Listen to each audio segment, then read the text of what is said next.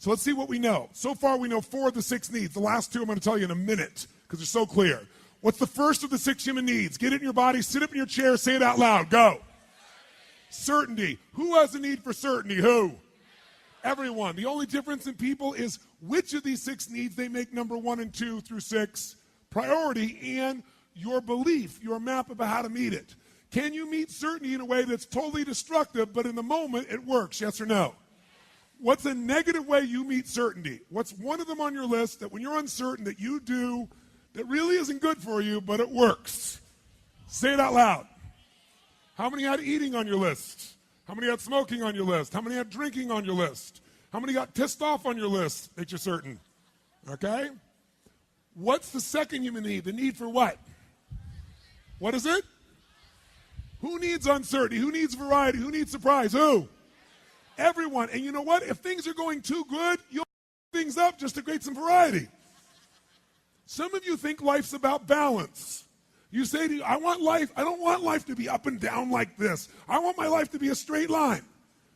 Well, if you go to the doctor and they hook you up and you're a straight line, what does that mean? Death. We need variety to feel alive. Now, I know some of us like to have less up and downs. Wouldn't be a bad thing every now and then. But we go through seasons and phases, and some seasons are more intense than others.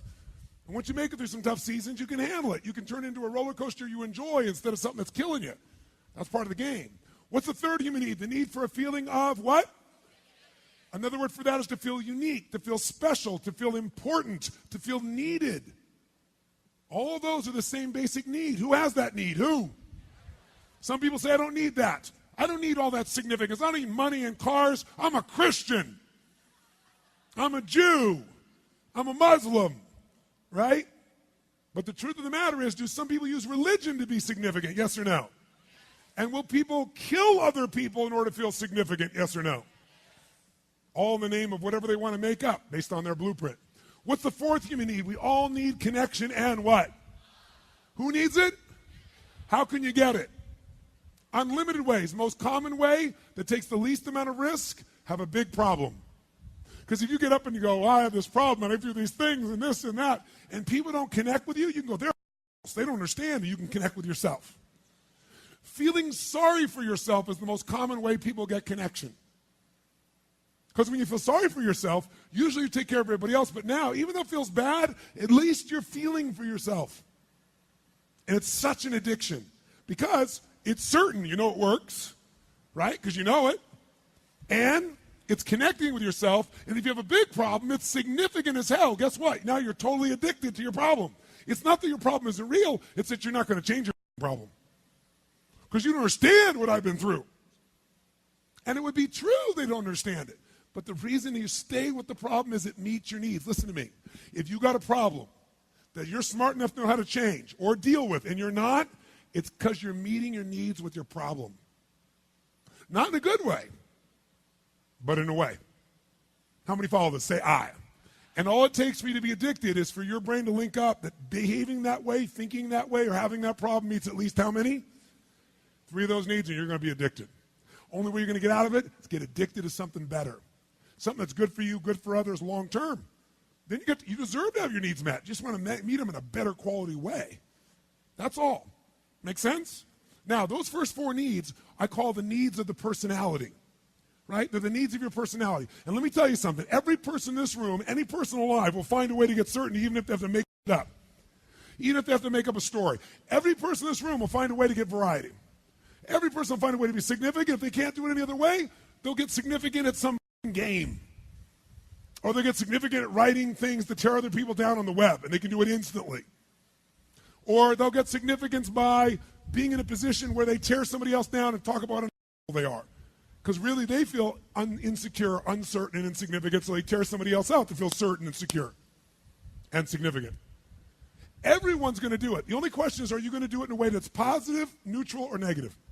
It's the only question. You're going to do it. But the final 2 needs, not everybody meets.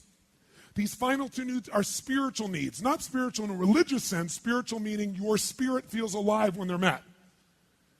And they are determined whether you're fulfilled or not. The first needs will make you feel okay. These needs make you feel fulfilled. Number 5, you must grow. We all know we either grow or we what? That's it. If your relationship isn't growing, it's dying. If your business is not growing, can you hold a business stagnant? Yes or no?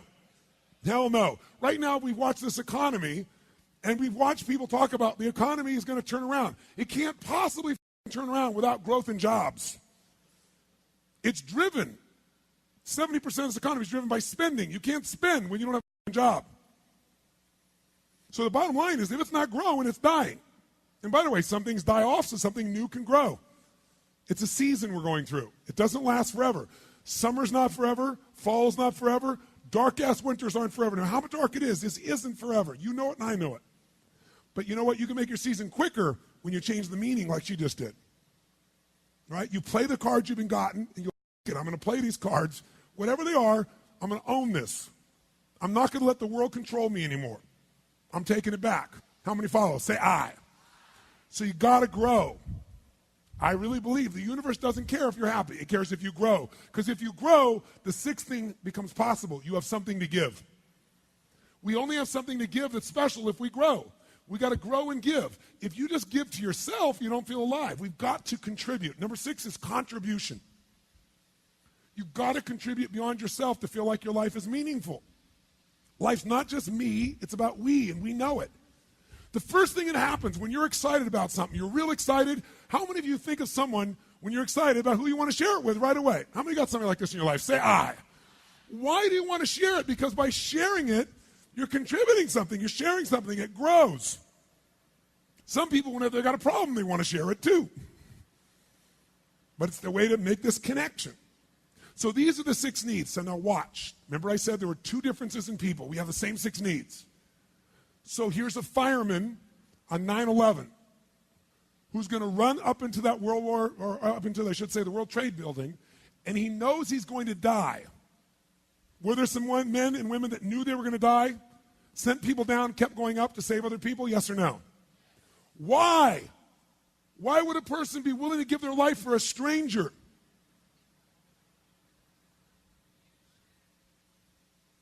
There's only 6 reasons. Take a wild guess which one you'll give your life up for. Significance, love, contribution. A mother or daughter